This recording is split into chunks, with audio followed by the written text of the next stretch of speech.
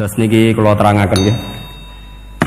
Tentu masyhur sekali ya di antara yang difahami semua ulama bahwa Quran itu bisa mensyafaati ya. Masyhur sekali bahwa Quran itu bisa apa?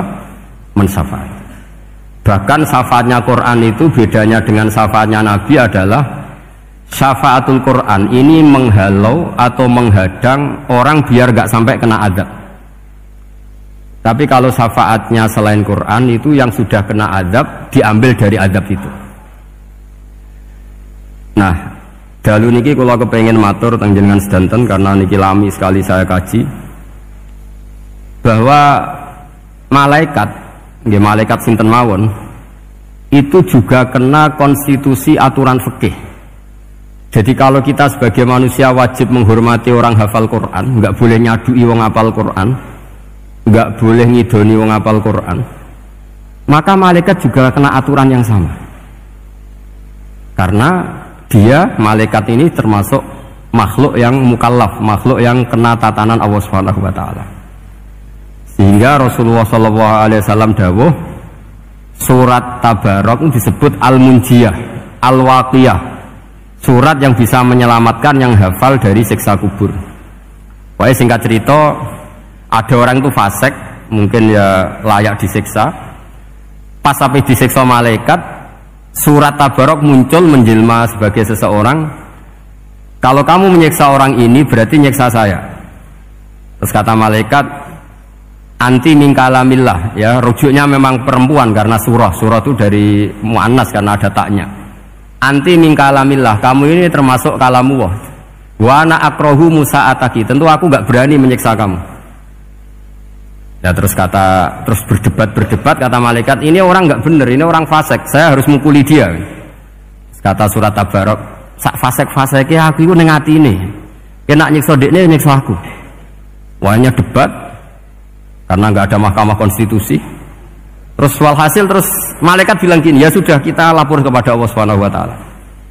Lapor, akhirnya surat Tabarok ini cerita ke Allah, ya Allah, ini orang setiap kali datang ke saya dari sekian surat-surat yang ada di Quran, orang ini milih saya, yang dipelajari ya saya, yang dihafalkan juga saya. Ini kata surat Tabarok kepada Allah.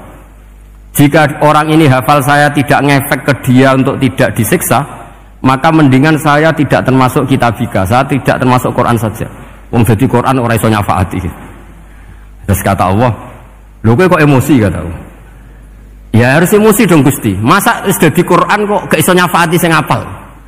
Terus kata Allah, wis aman. Makanya terus banyak orang ngapalkan surat Tabarok. Ya ini sekaligus ijazah nih. Untuk meradam kemarahan malaikat niku apal surat Tabarok. Syukur-syukur apal 114 surat. Oh niku malaikat sinten mawon pun kena nih. Cukup apal Tabarok. Sehingga adatnya orang-orang Jawa selain apal Yasin itu apal Tabarok. Nah saya itu lama sekali mempelajari bab ini. Ternyata di antara pokoknya itu satu, karena malaikat itu kena aturan fikih. Nggih imut nggih, malaikat itu juga kena aturan fikih. Jika orang hafal Quran itu haram disadui, kita haram menghinakan, maka malaikat juga kena aturan tidak boleh menghinakan orang yang hafal Quran. Dan alhamdulillah di banyak syurahul hadis hafal Quran itu maknanya tidak harus hafal semuanya. Orang boleh hanya hafal Tabarok, boleh hanya hafal Waqiah. Itu kalau kamu hafal betul, surat ini juga bisa berdiri sendiri mensyafaati Anda. Kayak ini surat Tabarok, beliau matur kepada Allah Subhanahu wa taala. Redaksinya gini, inna fulanan amida ilayya min baini kitabika fata'allamani wa ta'alani. Jadi dari sekian surat yang ada di Quran, orang ini selalu milih saya ya Allah. Jadi gampangannya surat Tabarok, wong saya diprioritaskan orang ini kok saya dingin-dingin saja ketika mau jenengan siksa, ini enggak fair. Apa gunanya saya sebagai kalamullah, sebagai kalamuka ya Allah, kemudian enggak ngefek kepada orang ini. Akhirnya walhasil sama Allah surat Tabarok diberi hak syafaat. Makanya akhirnya semua ulama ijma yang bisa mensyafaati itu adalah satu Quran, dua Rasulullah SAW, ketiga orang-orang soleh dan seterusnya. Tapi yang penting dari ngaji ini adalah bahwa malaikat itu kena konstitusi.